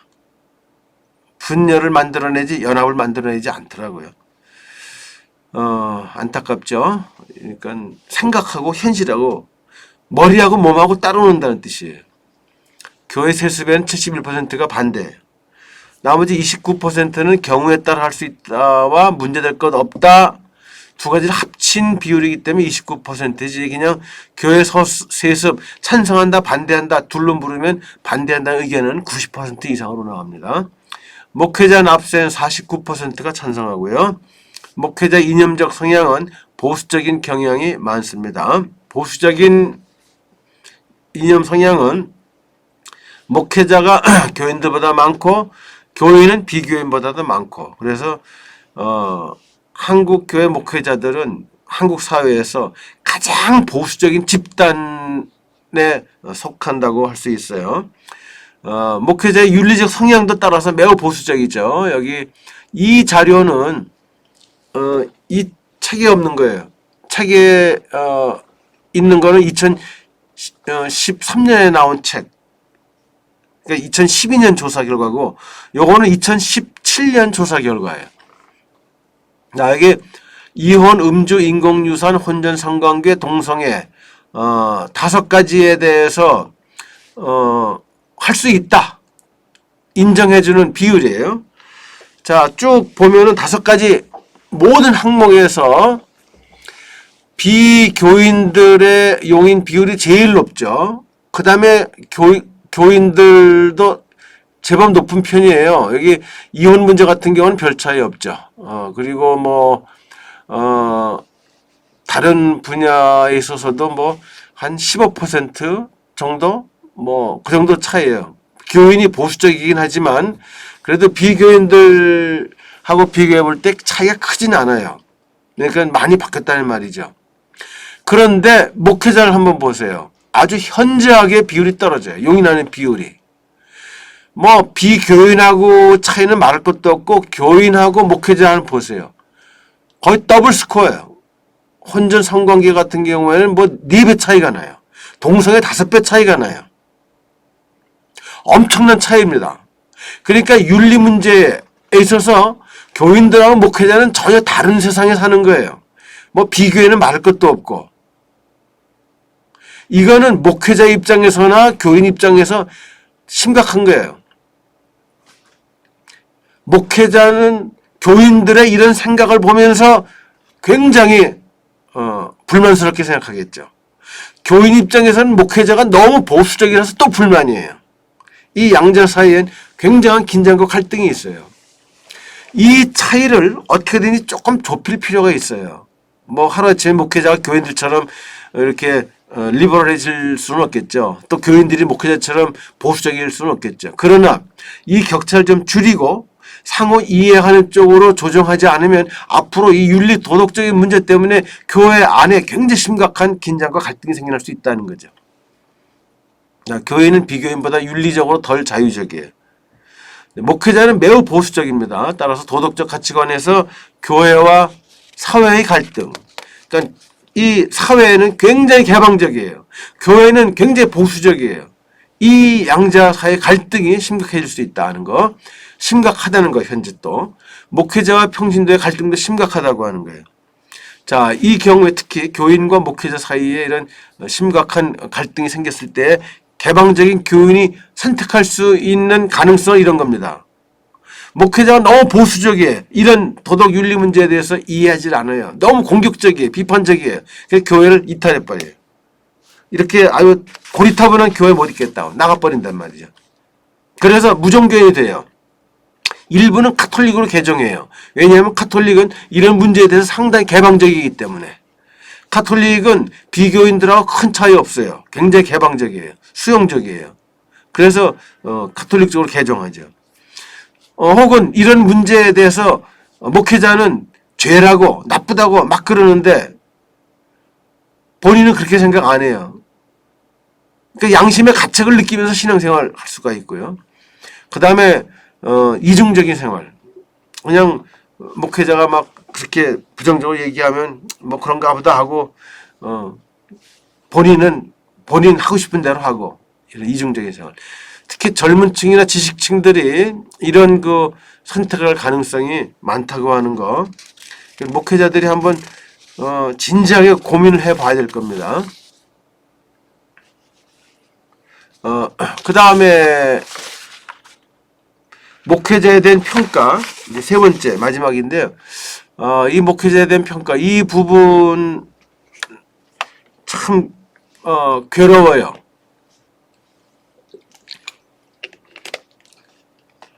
목회자에 대해서 이제 목회자 자신이 하는 평가, 또 교인들이 하는 평가, 사회에서 하는 평가, 언론에서 하는 평가를 쭉 이제부터 소개하려고 그래요. 하나같이 네거티브, 크리티컬, 부정적이고 비판적이에요. 아마 여기서 여러분들이 제일 충격을 좀 받을 것 같은데, 근데 이건 내가 만들어낸 얘기가 아니고요. 팩트, 조사 결과 분석한 거니까. 자, 이제 좀 잔뜩 긴장하면서 일단은 좀 보자고요. 목회자의 역할 수행에 대한 목회자 자신의 평가. 한국 목회자들은 한국 목회자들이 잘하고 있다고 보는가 할 때 잘하고 있다 매우 플러스 약간이에요. 자, 목회자 전체 한국 목회자가 잘하고 있다. 2012년, 2017년 조사 결과를 비교했어요. 2012년만 해도 한국 목회자 잘하고 있다 64%였는데 5년 만에 한국 목회자 잘하고 있다 33%로 절반 정도로 뚝 떨어졌어요. 이걸 매우 잘한다, 뭐 약간 잘한다, 뭐 그저 그렇다, 약간 못한다, 매우 못한다 이렇게 해가지고 그거를 점수화해서 100점 만점으로 환산해 봤더니 2012년에 한국 목회자 점수는 74점. 그런데 2017년에는 62점으로 확 줄었어요. 한국 목회자들은 다른 한국 목회자들에 대해서 상당히 부정적이란 말이에요. 참 한국 목회자들 이러니까 욕먹지 그런 생각들 참 많이 한단 말이에요. 그럼 목회자로서 자기 자신은 어떤가? 조금 후하긴 하지만 그래도 자신에 대해서도 그렇게 높이 평가하지는 않습니다. 자신에 대한 평가. 잘하고 있다. 나 목회자 역할 잘하고 있다. 2012년엔 76%였는데 2017년엔 44%. 솔직히 말해서 나도 목회자지만 다른 목회자를 너무 못해. 그런데 나도 뭐 별로 잘하는 건 아니지. 이렇게 생각한다는 말이에요. 점수가 77점에서 65점으로 줄어들었어요. 이번에 이제 여러 가지 구체적인 항목별로 나눠 봤는데 여기 신앙생활 있어서 솔선수범한다, 리더십이 있다, 설교 행동에 믿음이 간다, 정직하다, 도덕적, 윤리적으로 모범적이다, 권위주의적이 아니다, 개인적 물질의 욕심이 없다, 평균. 요거 2012년, 17년을 쭉 비교했습니다. 목회자 전체, 목회자 자신.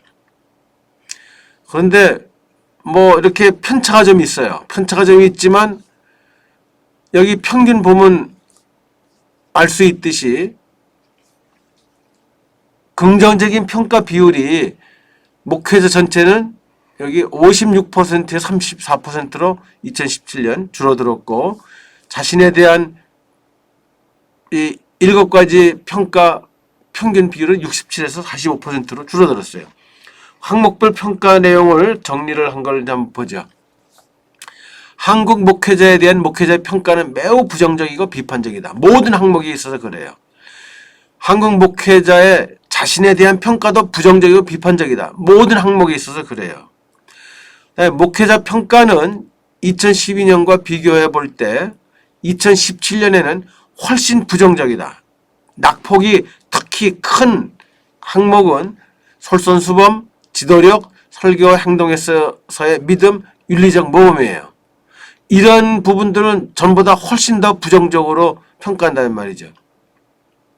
솔선수범, 설교와 행동, 정직성, 윤리적 모범성, 물력, 권위주의 등에서 한국 목회자들은 성직자로서의 탁월한 모습을 보여주지 못한다. 이렇게 목회자들은 생각하고 있다는 겁니다.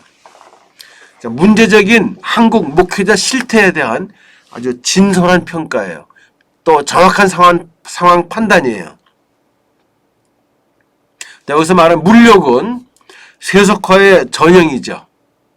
영성을 잃어버렸다는 걸 의미해요. 정직하지 않고 모범이 되지 못한다고 하는 것은 도덕성을 잃어버렸다는 걸 의미해요. 그러니까 결국 한국 목회자의 문제는 뭐냐? 목회자들 스스로 평가하는 목회자의 문제는 뭐냐? 영성, 도덕성의 문제라는 거죠. 영성, 도덕성이 부족하다는 거예요. 이거 정말 심각한 문제입니다. 왜냐하면 목회자야말로 영성, 도덕성이 가장 탁월해야 할 그런 성직이거든요. 목회자에게서 영성, 도덕성이 상실되면은 존재 의미가 없어요. 영성, 도덕성 이거 없는 목회자, 그게 어디 성직입니까? 한국 교회 문제의 핵심은 뭐냐? 한국 목회자들에게서조차 영성, 도덕성의 문제가 있다는 겁니다. 목회자들 스스로 그렇게 평가해요. 한국 교회에 대한 목회자 평가를 회귀 분석한 결과, 이거 아주 고급 통계학입니다. 목회자에 대한 평가를 이제 통계적으로 분석해 본 결과 한국 교회 신뢰도를 결정하는데 가장 중요한 요소는 다음 순서예요. 목회자 자질, 사회 영향력, 개인 영적 문제 해결, 율법주의, 대사회적 역할, 성장, 제일주의, 시대 변화, 적응. 그러니까 한국 교회가 신뢰도를 잃어버린 결정적 요인은 목회자 때문이라고 하는 그런 조사 결과죠. 안타까운 일입니다. 그 다음에 이제 이번에는 크리스천 여론 선도층의 한국 교회 목회자에 대한 평가예요. 이 역시 매우 비판적입니다. 이 조사에 따르면 한국 교회 내부의 문제점의 순서를 이렇게 순서가 이렇게 드러나고 있어요. 첫째는 목회자 자질과 리더십, 그 다음으로 세속화, 물질주의, 성장주의, 개개주의 순위입니다. 여기도 역시 목회자 문제가 한국교회 문제의 첫 번째라는 거예요. 그 다음에 세속화, 물질주의, 성장주의. 그러면서 여론 선도층은 이제 상당히 사회적인 명망이 있고 영향력이 있는 크리스천들 대상으로 한 조사예요. 이거는 이제 2012년 조사에만 있어요. 최근 조사에는 없고요. 그들이 목회자 문제에 대한 지적과 요구사항은 다음과 같아요. 목회자들은 권위주의와 교권주의를 버리고 물질주의와 기복신앙을 극복해야 한다. 지적 능력을 향상시키고 지도력을 갖추어야 한다. 말씀과 삶의 일치에 모범이 되고 인격적 성품을 갖추어야 한다. 복음의 목적을 교회 성장이 아니라 신앙 성숙에 두어야 한다. 그래서 존경받는 목회자상을 정립하는 일이 중요하다. 이게 크리스천 여론 선도층이 한국 목회자들에 대해서 바라는 거예요. 그러면 일반 교인들은 목회자를 어떻게 평가하는가? 개신교인의 목회자 평가입니다. 이거는 최근 자료예요. 2017년 조사 결과예요. 여기 5가지 항목이 있고 그걸 종합적으로 평가하는 항목이 또 하나 있어요.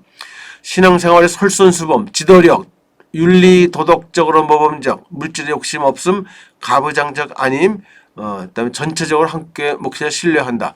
자, 긍정률, 한국 개신교인 교인들이 목회자를 평가하는 긍정적인 평가 비율을 한번 보세요.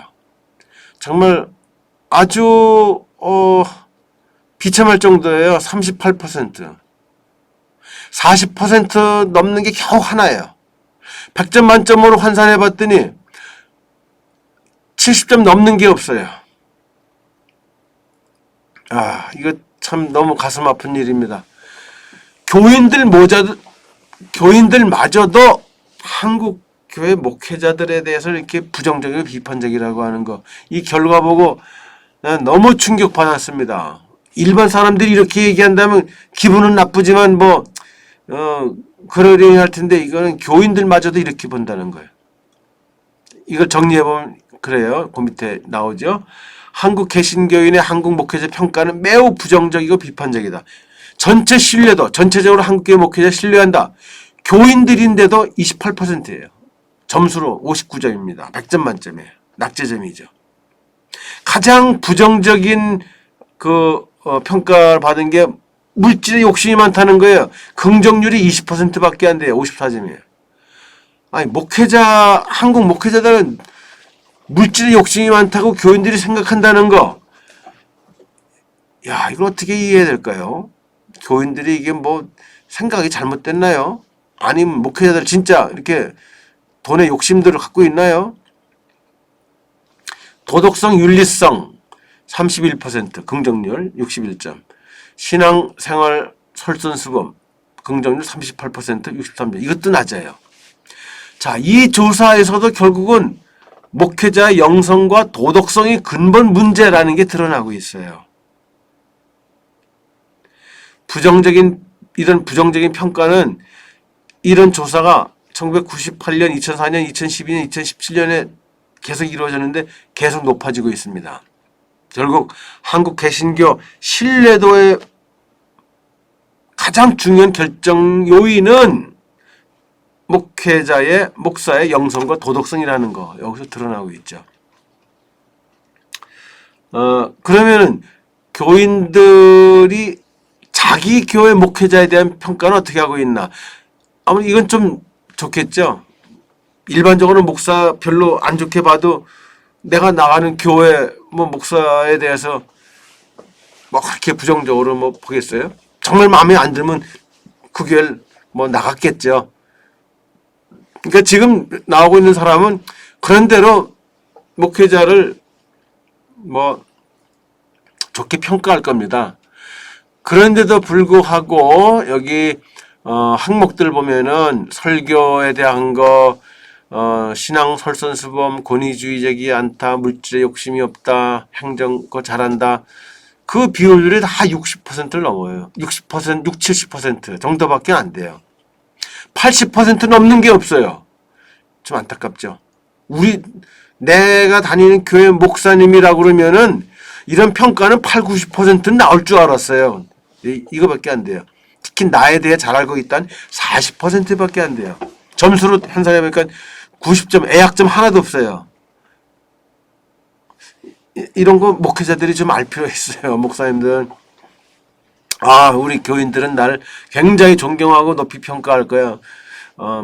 내 설교 보면 아멘 아멘 하는 거 보니까 난 설교도 잘한다고 교인들이 볼 거고, 신앙생활 내가 솔선수범 하고 있고, 내가 그렇게 권위주의적이 않지. 난 물질에 욕심도 없어. 행정도 잘해. 교인들 잘 알고 있어. 목회자는 이렇게 생각할지 몰라요. 그런데 교회는 그렇지 않다는 겁니다. 이게 목회자가 생각하는 자신과 교인들이 생각하는 목회자의 괴리입니다. 그래서 목회자들은 어떻게 보면 착각이나 환상에서 좀 깨야 돼요. 목회를 굉장히 잘한다고 스스로 생각하고 있다면 넌센스다 말이에요. 교인들이 보는 목회자 평가는 그렇지 않다는 거. 이런 얘기 목회자들한테 좀 하고 싶은데, 그래서 목회자들은 날 별로 안 좋아해요. 잘 부르지 않아요. 이런 아픈 얘기들 자꾸 하니까. 그래도 여러분들은 그냥 아직 정식 목회자가 아니니까, 또 여기 신학대학원 다니고 있고 지금 공부하고는 편이니까 내가 그냥 대놓고 얘기를 합니다. 근데 한 가지 부탁하고 싶은 건, 여기서 얘기하고 있는 건 한국교회를 이렇게 내가 악심 품고선 하는 건 아니에요. 나 한국교회 정말 사랑해요. 이건 사실을 그대로 얘기하는 거예요. 너무 안타깝지만. 그러니까 여러분도 그건 좀 이해해 주면 좋을 것 같아요. 내가 뭐 한국교회에 대해서 한국교회 뭐 무너뜨리려고 작심하고 뭐 이렇게 막 안 좋은 얘기를 한다. 아니에요. 한국교회를 난 바로 세우려고 이 얘기하는 겁니다. 여러분 그 이해해 주면 좋겠어요. 자, 이거 정리해보면 이렇습니다. 그 내용. 한국교회 목회자 일반에 대한 평가보다는 긍정적이긴 해요. 자기 다니는 교회 목회자에 대한 평가가. 그렇지만 소속교회 내가 다니는 목회자에 대한 평가도 썩 좋은 건 아니에요. 긍정률이 80% 이상은 하나도 없어요. 그런 항목은. 교인들은 대체로 담임 목사가 자신을 잘 모른다고 생각하고 있으며 어느 정도 물질에 관심이 있다고 본다. 자, 교인들은 목사님은 날 너무 몰라. 우리 가족에 대해서 너무 몰라. 이렇게 생각을 많이 하고 있다는 거 이거 심각하게 생각해 봐야 돼요. 교인 하나하나 돌보는 거 그게 목회거든요. caring. 이 점에 있어서 목회자들은 한번 돌아봐야 됩니다. 담임 목사에 대한 긍정 평가 비율은 1988년부터 계속 줄어들고 있고요. 담임 목사 만족도는 높은 편이지만 계속 낮아지고 있다고 하는 거. 이렇게 만족도가 줄어들고 긍정평가 비율이 낮아지게 되면 결국 어떤 결과가 생겨날 건가? 교회 이탈자가 늘어날 거다. 교회 이탈자는 종교를 아예 포기해버리는 사람. 그러니까 아예 무종견이 돼. 교회를 실망해가지고 그러니까 목회자에 대해 실망해서 나가서 무종견이 되든지 아니면 다른 교회로 가든지 수평 이동이죠. 그 다음에 믿음은 같지만 교회는 안 나가는 가난한 성도가 되든지 이탈자가 증가하게 될 겁니다.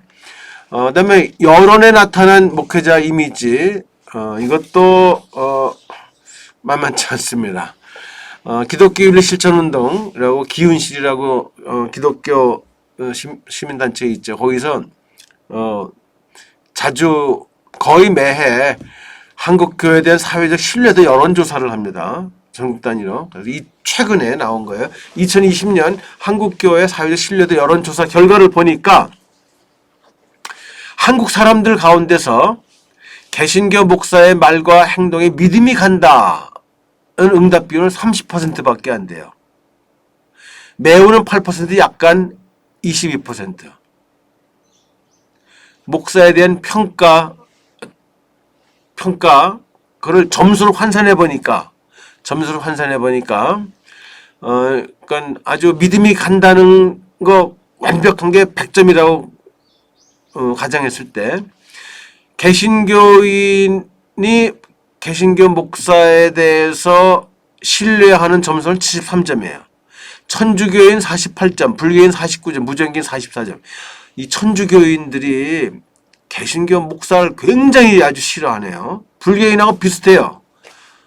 이게 같은 기독교인인데 아주 불쾌하죠. 우리는 카톨릭을 그렇게 나쁘게 안 보는데 우리는 카톨릭 신부도 상당히 높이 평가하잖아요. 근데 이 카톨릭 신도들은 개신교 목사를 아주 싫어해요. 이유 중에 하나가 이런 거 아닐까 싶은데 개신교에서 카톨릭으로 개종한 사람 참 많거든요. 개종한 사람들 상당수는 개신교 목사에 대해서 실망해가지고 옮겨간 사람들을 그래서 아마 이 비율이 이 점수가 낮아진 거 아닐까 하는 생각해요. 그 말고 다른 이유들이 있겠지만 나이를 보면 개신교 목사에 대한 점수, 신뢰 점수 20대 48점, 30대 44점, 40대 46점, 50대 52점, 60대 이상 63점. 젊은 층 20, 30대 이 목사에 대한 그 신뢰도가 낮다는 거예요. 이것도 걱정되는 게 이 젊은이들 신뢰 못 받으면 앞으로 한국교회 미래 없죠. 이 사람들이 나중에 한국교회를 이끌고 갈 세대니까. 그 다음에 이념적으로는 당연히 신뢰 점수는 진보적일수록 낮습니다. 보수 58점, 중도 51점, 진보 46점. 그러니까 한국교회 사회적 신뢰도 회복의 열쇠는 목회자에게 있다는 걸 시사하는 결과예요. 그 다음에 2014년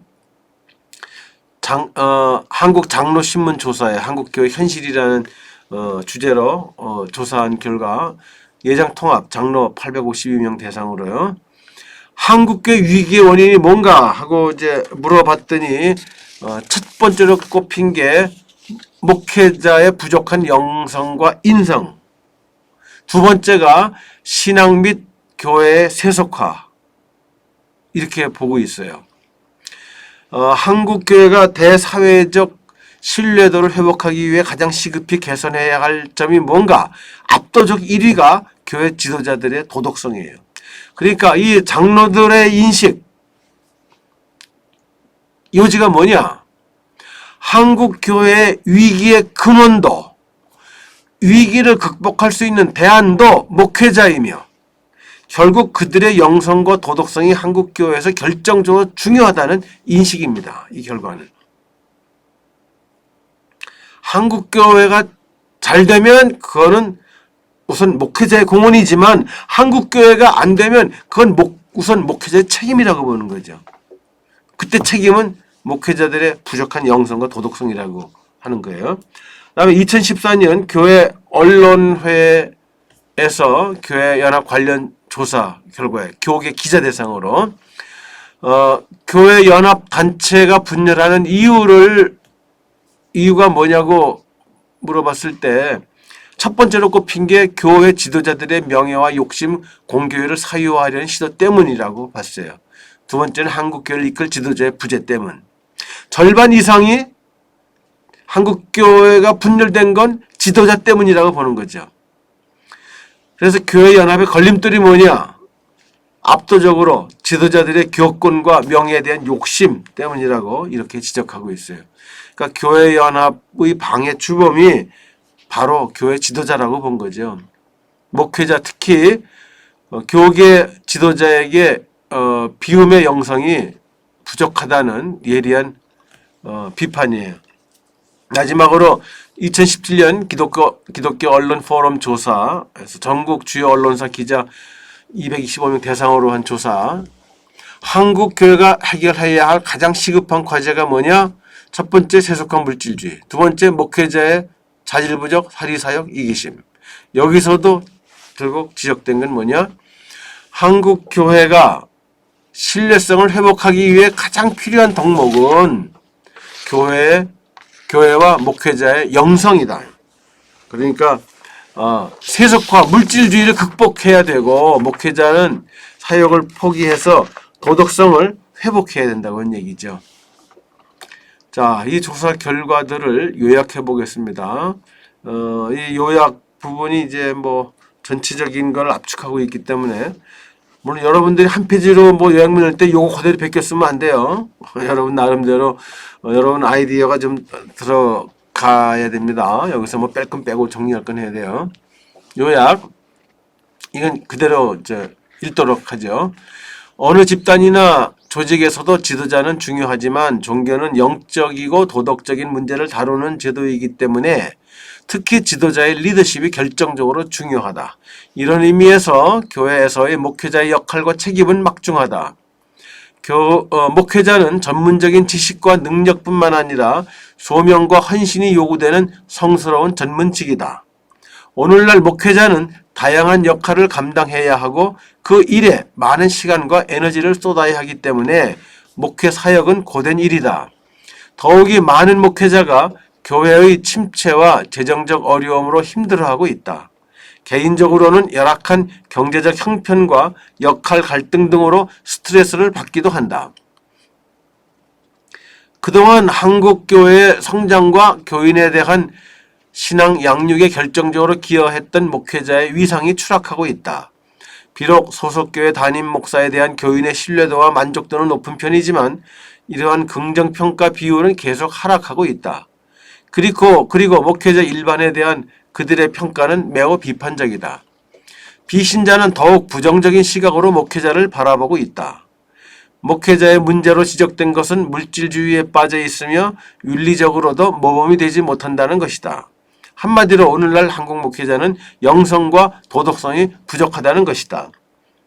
그동안 성장해왔던 한국교회가 쇠퇴의 길로 접어들었고 교인들의 신앙적 열정도 식어가고 있다. 교회에 대한 사회적 인식은 매우 부정적인 것으로 바뀌고 있다. 그래서 한국교회에 대한 위기의식이 고조되고 있다. 목회자의 수고와 헌신에도 불구하고 목회자의 권위와 영향력은 약화되고 있다. 그럼에도 불구하고 한국 교회의 미래는 목회자에 크게 달려 있다. 왜냐하면 교회의 발전과 교인의 양육에서 목회자의 역할은 지대하기 때문이다. 세속화되는 사회 속에서 교회를 지켜내야 하고 교인이 바로 설 수 있게 이끌어야 할 책임이 주로 목회자에게 있기 때문이다. 이것이 오늘날 위기를 맞고 있는 한국 교회 상황에서 한국 목회자가 짊어져야 할 십자가요 멍에인 것이다. 자, 이게 이번 주제에 대한 결론적인 이야기입니다. 자, 한국 목회자에 대한 의식과 실태 조사 결과를 정확하게 객관적으로 사실대로 이제 분석을 했는데 굉장히 안타까운 그리고 실망스러운 그런 그 결과에 대해서 보면서 상당히 충격을 받았을 것으로 생각합니다. 그리고 어떤 좌절감을 뭐 느낄 수도 있겠죠. 근데 이런 공부를 통해서 여러분들이 새 힘을 얻을 수 있기를 바라요. 아무 문제가 없는 한국교회 목회자들을 정말 너무 이상적으로만 생각하는 그 꿈은 접고 이제 현실을 직시해서 한국교회를 바로 세우는 일에 여러분들이 큰 역할을 할 수 있기 바랍니다. 자, 목회자의 길 정말 어려워요. 힘들어요. 뭐 존귀, 영광, 권세 이거 자동으로 따라오는 거 아닙니다. 멸시천대 십자가 정말 이게 여러분들의 길일 수밖에 없겠죠. 한국교회 문제가 참 많다는 거, 목회자들 영성, 도덕성 위기에 빠져 있다는 거 여기서 발견했죠. 그렇기 때문에 여러분들에게 우리는 더욱 기대를 걸어보는 거예요. 여러분들 세대야말로 한국교회를 바로 세우고 또 여러분들이야말로 정말 영성과 도덕성을 갖추고 있는 그런 목회자가 될 수 있기를 기대하는 겁니다. 한국교회 이런 어려움, 문제, 한국 목회자들의 그런 여러 가지 문제적인 상황, 바로 그것이 한국교회 신뢰를 잃게 만든 요인이었다면 이제 여러분들에 의해서 한국교회가 신뢰를 회복할 수 있어야 되겠다. 그러니까 여러분들이 이제 새로운 시대, 새로운 한국교회를 세울 새로운 주역이 되는 겁니다.